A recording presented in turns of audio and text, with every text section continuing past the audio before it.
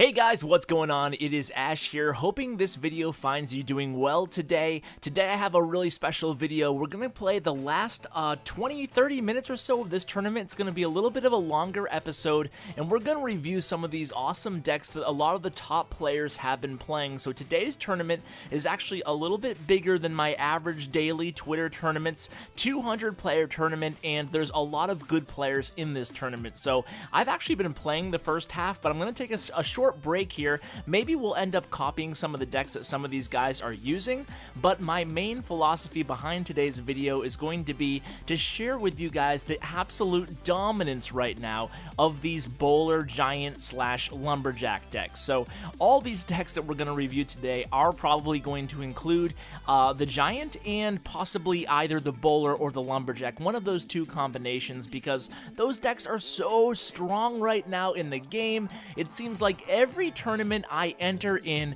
every tournament I look at, these decks are absolutely dominating the entire landscape. So hopefully throughout today's episode, we'll follow along, like I said, some of these top players. Hopefully you guys will learn a tip or two. Sometimes just seeing these top players play these decks change the way you do one or two moves, or change the way you open up a match or close a match, or how aggressively you play a deck, or how you play the cards in a deck. I mean, there's a lot of different combinations that goes, a lot of different nuances, I should say, that goes into the gameplay with any given deck. So today, we're actually going to start out by following this guy Caesar on the bottom. Now, Caesar's playing this really interesting deck. His last card is a giant as well, so it's one of these giant lumberjack decks, and what he's trying to do here is get the combination of the lumberjack going first in the lane, followed by a giant musketeer combination, and of course he can supplement that push using the poison spell, using guards, minion. He has a lot of options in short. So here's a good 8 elixir little poke here on the right, and the reason I say it's a good combination is because look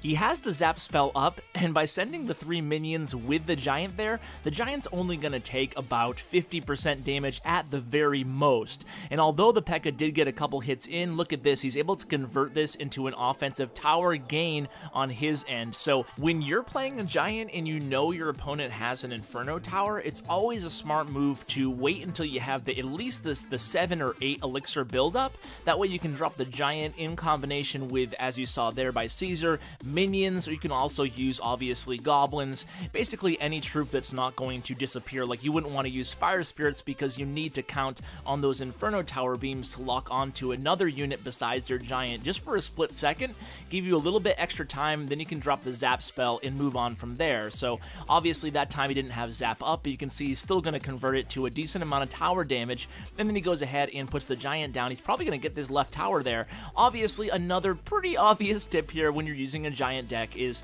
once you get one tower down, go ahead and get a normal push going in the opposite lane, or the lane of the remaining tower, and then what you want to do is just don't put the giant in that lane, and then put the giant at the last second on the opponent's side of the map, like you kind of saw there by Caesar towards the end, and then the tower will lock onto the giant beforehand, and the opponent won't see that giant coming as quickly as they would, or as slowly as they would, I guess, if you put the giant in the lane. So what I always do is get my DPS cards down, and then my giant will kind of swoop in there last second on the opponent's side of the map, and that tends to work a lot better using giant decks than just going ahead and putting a giant in back of your tower. Now, if you are going against your opponent's king tower, maybe you want to not even worry about that other tower in the opposite lane, you can obviously do the tried and true method of just putting your giant behind your king tower, and that will still work against your opponent's king tower. But if you're going against that opposite tower, go ahead and do what I said there, put the giant on the other side of the map at the last second. So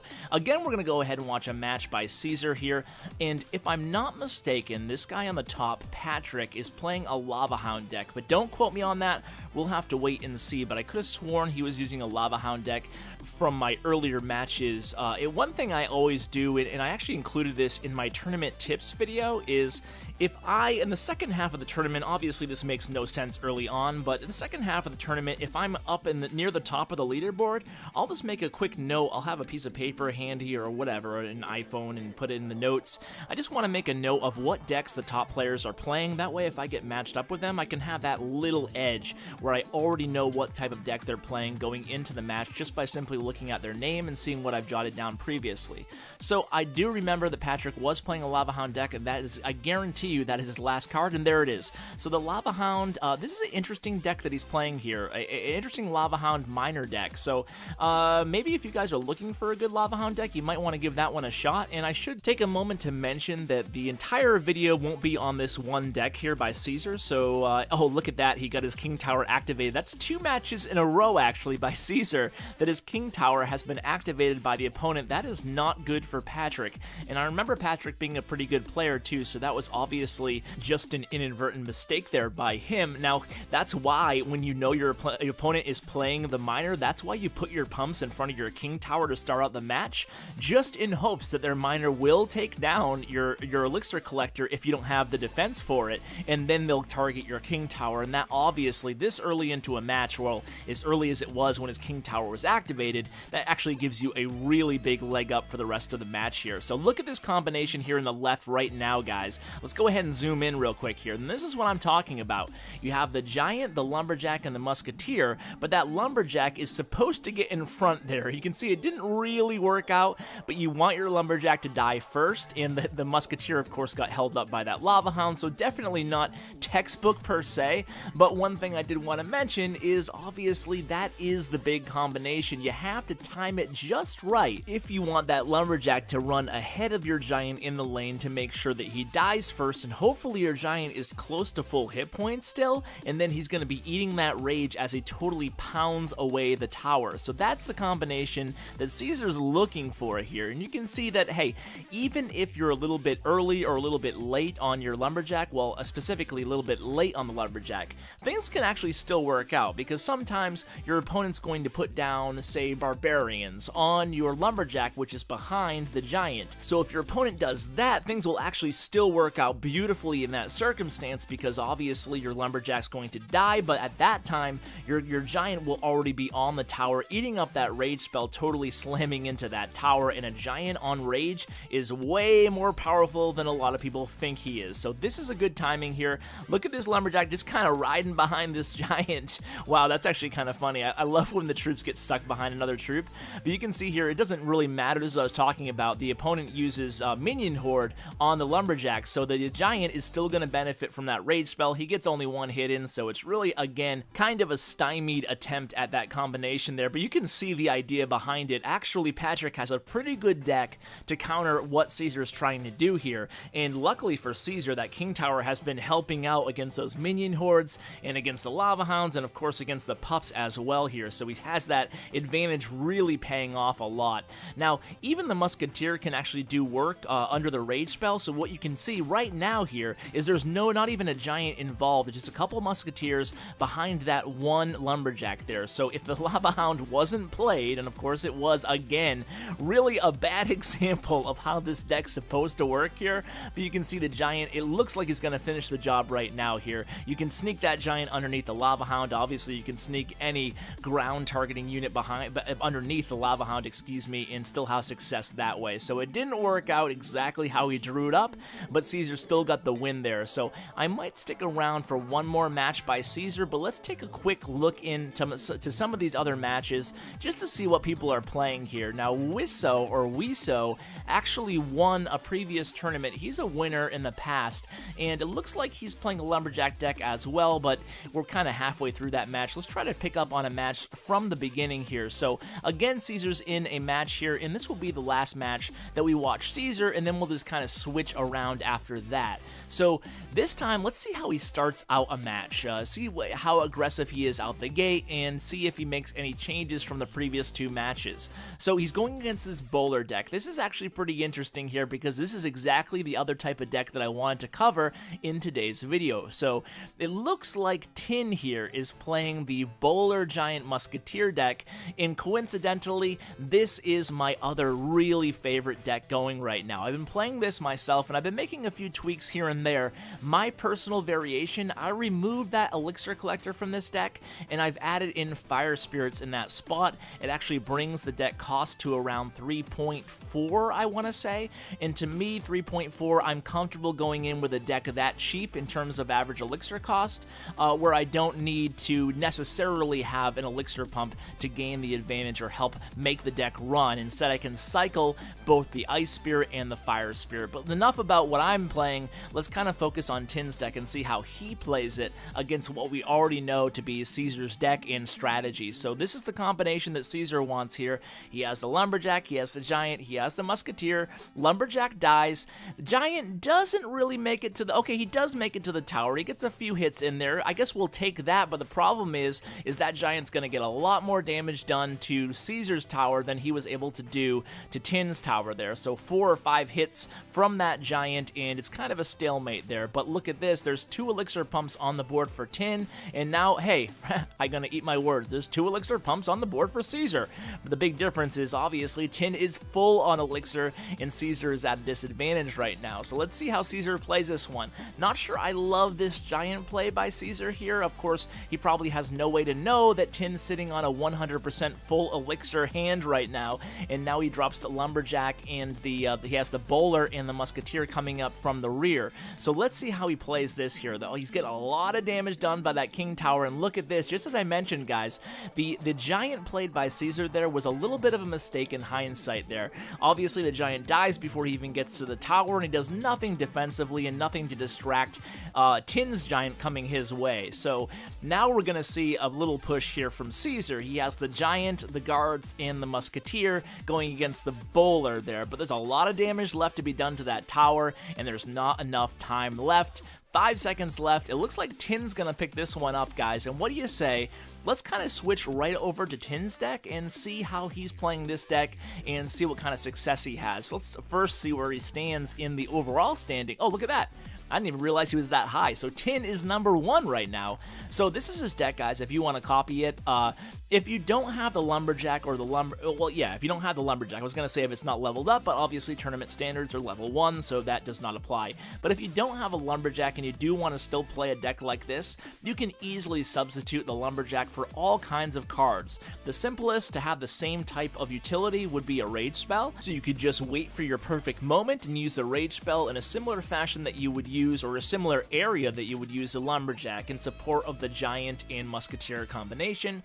If you want to be a little bit different in terms of you wanted to go without the Rage Spell, you don't want to add a direct damage spell. Obviously, you already have the Poison, so you could add just a regular card. If you have the Princess or the Ice Wizard, you could add one of them there. If you don't have any legendaries, you can go ahead and just add you could add Archers or Spear Goblins, Fire Spirits. You could add a cheap DPS card in that slot as well, and heck, you could even add Guards if you wanted to. But anyway, you can see I'm just hopping into a match here myself because Tin wasn't hopping into a match himself. So what I'm going to do is just play a match with Tin's deck, and we'll see what kind of success that we have with it. Now, I did mention that I have been playing a deck similar to this, so I have a basic understanding of what I'm trying to do, but I did make some tweaks to my own personal deck, so we'll see how this one plays and feels right now. So I believe the player I'm playing against right now, don't even know what to call him, but I think I've seen him before, and I think he's pretty good, so if I lose, it's not my fault. Joking. If I lose, it is my fault. So we're going to get the Bowler Musketeer combination going here. I'm just going to Poison on his side right now. I want to bleed away that Elixir Collector,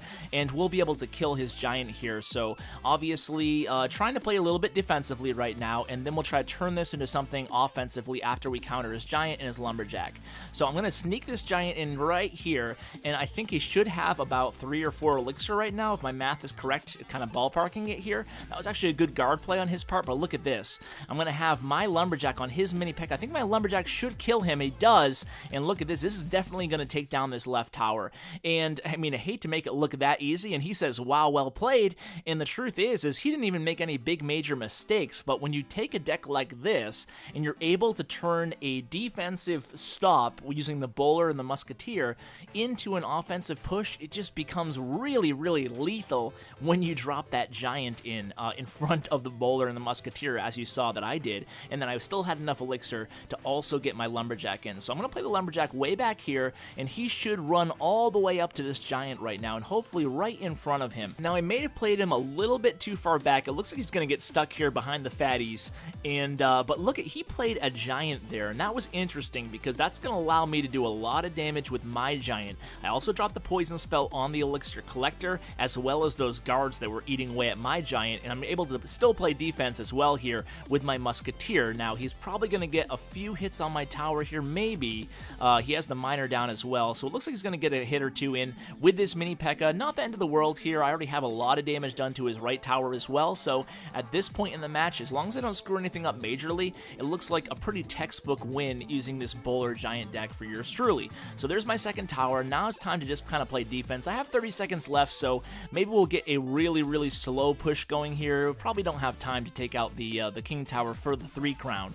But either way, you can see a pretty successful deck, right? I mean, you can still run into decks that can counter this deck pretty well. Obviously, we have a lot of holes defensively speaking. If you play this deck in ladder play and you go against a Royal Giant player, I mean, we don't have a mini P.E.K.K.A. and we don't have barbarians in this deck, so we don't necessarily have that really high DPS one swing answer to any immediate threat like obviously the Royal Giant. So I would say this deck is weak against Royal Giant decks, so just be aware of that when you play it. And also, as far as air targeting units, I mean, we don't even have minions in this deck as well, so it's kind of rough against air too. That's not to say that the deck isn't good. It's a really good deck, and it's a really solid tournament deck. You can see a bunch of players in the top 10 using a deck very similar to this. Just be aware, like any other deck, it's not OP. I mean, everybody's so quick to call every single deck in the game OP, and it's just not the case. It definitely has its weaknesses, so don't expect to go into every match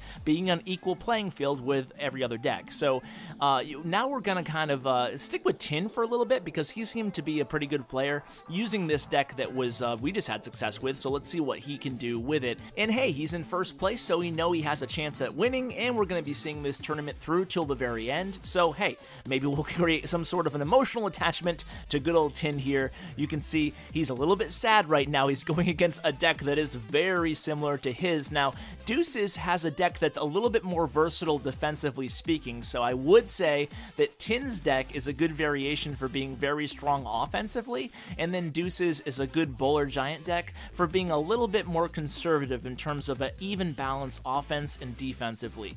Now, the reason being is because Tin has, Deuces, excuse me, has guards in mini P.E.K.K.A, whereas Tin has the lumberjack, obviously, and I think he has Ice Spirit in the other slot. I don't even know what Deuce's last card is. Maybe a rocket? We'll have to wait and see. Anyway, at this point in the match, things are a little bit of an advantage for Deuces here, but I really like the fact that that Tin actually is still very much in this with that rage spell in the giant. You can see the giant under rage right now here is going to be able to do a lot of damage to this other tower. So watch this tower kind of bleed away, and now it's pretty much a tie ball game. And again, defensively, the lumberjack doing some work there, the musketeer also helping out. Once this lumberjack dies, the musketeer, I was going to say the musketeer was going to be under rage and has a chance to defend against the other musketeer in the bowler, but she was just outside of that little rage radius there. So this is actually going to be a pretty decent push here coming from Deuces, but look at that there, very well placed giant. So the giant can be used defensively there, and he did a good job of really stymieing that little offensive push there by Deuces using the musketeer and the bowler. So the musketeer and the bowler are now dead, and again, it's going to be a giant played by Tin here. So giant versus a mini P.E.K.K.A, musketeer with support. Now it's a musketeer bowler combination. I bet he wishes he could play the giant right now, and you know what? He can, and there was only one reason he could there, is because there was an opposing giant coming in the same lane, and this is actually going to be really good for Tin here. That's where you can get into trouble going against a deck like this. You play a giant like like Deuces just did, and then you have that big, really strong counter push coming at you with the bowler musketeer giant combination right back at you. You don't have the elixir to defend against a counter push that strong. So it looks like we only have 8 minutes. Wow, this video is flying by, guys. And you can see the top 3 players, none of them are even in a match right now. So I kind of want to see who goes into a match first out of Ruben, Cole, and Tin. I think all those names should be familiar to people who've watched my channel for a while now. They're all really good players, so hopefully one of those two, or one of those three, excuse me, will get matched against one of the other three, and we get to see two of these guys go head-to-head. That would be really fun, and it looks like we have that right now with the second and third place guys. So let's go ahead and tune in to Kale versus Tin here. And Kale from the Orange Juice clan, he's one of the better players that I've seen before. He plays a minor cycle deck usually. No hog in the deck though, if I remember correctly again.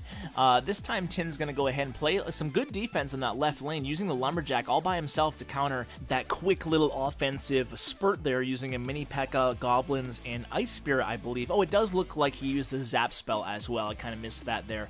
But either way, you can see already that Kale here has used already this early into the match. He's used 6 of his cards to only 4 to Tin here. And again, a really, really strong push coming here by Kale. And it looks like he's going to get him to the tower. This is going to be a lot of damage here. And you can see use that Zap spell. Perfect timing on that Zap. Was able to make sure that tower targeted one of those Goblins and not the mini P.E.K.K.A and take down that tower. So that hurts for Tin there. And it looks like, you know, he has the Elixir Pump on the board, so there's no need to panic at this point. Well, maybe there is need to panic. It looks like now his Elixir Collector is down off the board, unfortunately, but he's going to do his best to get a nice push going here, and let's see how Kale goes ahead and tries to stop this push. So it's the combination he wants here, obviously. Oh, there it is. Oh, so with the Inferno Tower added to this deck, I forgot he played the Inferno Tower. It's going to be pretty difficult here for Tin. I mean, it's a pretty speedy deck already to combat for a guy like Tin with a little bit more of an expensive deck, and on top of that, there's just a lot of defensive answers when you add that Inferno Tower into the mix into Kale's deck. So another really traditional, I guess a classic minor deck here being played by Kale, and you can tell he's got a lot of reps under him. He's a very experienced player, and he definitely knows how to counter any sort of offensive push here by Tin. So again, he's going to try to get something going here, and again, there's the Inferno Tower, and it's a sad face by Tin because he can't really counter the Inferno Tower. The Giant goes down, and that's going to end this big push here that would have been a pretty decent push here, I should say, by Tin. So again, really an answer for everything that Tin tries to throw at Kale at this point, but he's going to keep trying. I mean, at this point, with only 30 seconds left, he doesn't have time to get the value out of an Elixir Collector,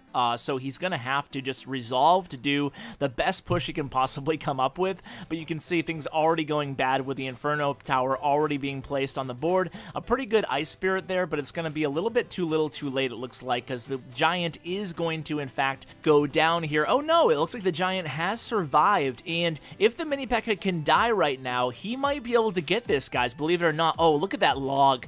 I think that log is going to stop him from pulling off this victory here, and that nice, very nice Ice Spirit placement there. You can see the tower probably would have went down there had that Bowler and the Musketeer both gotten a shot or two off on it. But either way, a nice win there for Kale, and now Kale is in first place overall, so I don't think he needs to play another match at this point. It looks like he might be wanting to play another match. So let's go ahead and see what Kale does here. And while we're waiting, I did kind of want to have a chat with you guys, kind of in light of yesterday's video where I covered my reaction, I should say, to the addition of a mute option for emotes.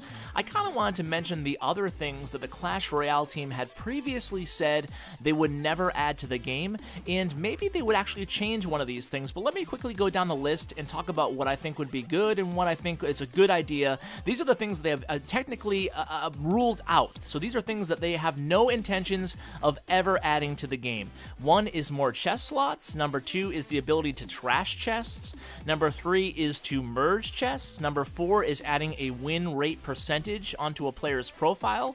Number 5 is a new skin for each level of troop. Number 6 is the ability to sell cards. Number 7, the ability to donate epic cards. Number 8, the ability to donate legendary cards. Number 9, a surrender button. And number 10, any type of healing card. So those are the things that the Clash Royale team has said that they will never add to the game. Now, they also said that they would never add the muting option for emotes, so there always is a chance that they'll change one of these things. But I was curious, if you had to choose one of those 10 things to add to the game, what one would it be for you? I think for me, without putting a lot of thought into this, because I'm kind of just doing this, you know, I didn't plan on talking about this necessarily this video, but I think the first thing that kind of popped out to me there, besides the whole chest stuff, I'm not sure what the best format would be as far as trashing chests or other stuff revolving around the chest. I think that the biggest thing to me, I mean, obviously the skins would be really cool. I would personally even pay a small amount of gems to have really cool skins for some of these troops. I think it would add a cool dynamic to the game. But beyond that, the one thing that I was kind of interested in that list of things they'd never add to the game is the ability to donate epic cards, because I find epics the absolutely toughest cards to level up. It just seems like, especially when you get to level 9 and 10, it takes absolutely forever. It's seemingly way longer than common cards, and my epics are a little bit under-leveled, so maybe I'm being a little bit selfish here. But hey, that's one thing that I would love to see added to the game, the ability to donate epics, maybe just one at a time versus the 4 rares at a time, or the 40 or 30 commons, excuse me, at a time. So I don't know, just something to think about. We'll have to wait and see, obviously, if the team ever does reconsider one of those aspects of the game that they previously said they would never add to the game. And one final note there, as we're watching this match, I'm actually providing no commentary on this match here, but you can kind of see what's going on. Royal Giant versus the classic here by Tin by this point, the Musketeer Giant Bowler deck. So just one further quick point on that previous digression there is that I did mention they'll never add a healing spell to the game, and I actually was able to get an answer from the Clash team regarding why they would never add any sort of a healing option, healing spell, or healing card, or healing unit, and they said because when they play tested it, when they added a heal spell or they added any type of healing unit, it actually made the matches go way long, because obviously, think about it, I mean, the whole point of the game is that the units are supposed to eventually die, and if they're all continuing to live, it actually really clutters up the map way faster than one would imagine, just kind of trying to imagine what a heal spell might look like inside the game. So that was the reason they gave me in terms of why they would never add a heal spell to the game or a healing card to the game. But hey, we'll have to wait and see. So guys, with only 1 minute left in this tournament here, it looks like Kale has pretty well secured first place for him. So congratulations to Kale. We'll have to wait and see what happens between 2nd and 5th place. Let's kind of check in on this match here, see what's going on. Okay, nothing too exciting going on there. It looks like Tin is hopping into another match here, so if Tin wins this, he could maybe get 2nd place. Let's go ahead and watch this match here by Tin versus Rancid, and this probably will be the last match we'll watch. Who knows? Maybe we'll get one more if someone hops in last second. So guys, if you want me to do a standalone video on all the features that the Royale team has said will definitely not come to the game, and all the features they said that they're thinking about possibly adding to the game, let me know, and I'd be glad to do a standalone episode really focusing on those, because there's a whole list of things they said they are working on that I haven't shared with you guys today. So let's hop into this last match here. So Rancid is playing an interesting deck. Miner, Baby Dragon, Minion Horde are the only cards we know so far, plus Poison, so it looks like another pretty classic Lava Hound deck. I actually haven't done any standalone Lava Hound videos, and the main reason for that is, just to be totally honest with you, I'm not a big Lava Hound player. I'm not a big air guy in Clash Royale. More Clash of Clans is my style for air, but either way, I'm not too great at it, but obviously the fundamentals are pretty apparent with a Lava Hound deck. You're trying to sneak that miner in there at the very last second before the Lava Hound dies. That way the tower will lock onto your miner, and all your pups will be able to do damage to the tower, while the miner is the closest unit left to that tower. So that's kind of what you're trying to do with any of these minor Lava Hound decks, and that's pretty much the combination that you're looking for. That's not to say that you don't have other tricks up your sleeve, though. You can also combo the Lava Hound with the minions or the Minion Horde. You can try to bait out their arrows or their zap spell, and then use your opposite, either the minions or the Minion Horde, whatever they didn't kill, with their arrows or their zap spell. So you do have a lot of options. So see this here, for example, it's a Minion Lava Hound, and had Tin played arrows there or a fireball or something like that, then Rancid probably would have been ready for the Minion Horde to play right afterwards. And there's the Minion Horde. As soon as that poison goes away, I'm not going to say we called it, but we called it. There's the Minion Horde, and that's the combo he's looking for, and the tower will go down, but it looks like there's going to be a decent amount of damage done to Rancid's left tower in return via that giant and poison spell. So kind of a trade-off here. It's kind of a weird position for Tin right now, because both of the towers are down to very low hit points, But look at this, there's only 30 seconds left in the match. Now, he has the poison spell, so we can use the poison here, and things are looking a lot better now that he got that left tower down by the giant spell. Obviously, just be careful, the minion horde and the lava hound coming over here in the left, but you can see very nice placement on that bowler there, and it went from looking kind of precarious for Tin to a really nice 3-crown victory there. So Tin pulls off the 3-crown, and then he gives the, a little BM action there, Tin, I don't know. It was probably all in good fun. He's been a good sport up until now. So look at this, guys. It looks like Tin finishes third. It didn't really affect anything in the overall standings there. So it looks like things, just judging on the trophy count right now, it looks like the top 5 here are pretty well cemented. So here are their decks, guys, if you want to take a look, if you want to copy any of these decks. Ooh, a cool 3 Musketeer deck. I actually recently did a video on the 3 Musketeer split deck, and it looks like that was one of those type of decks.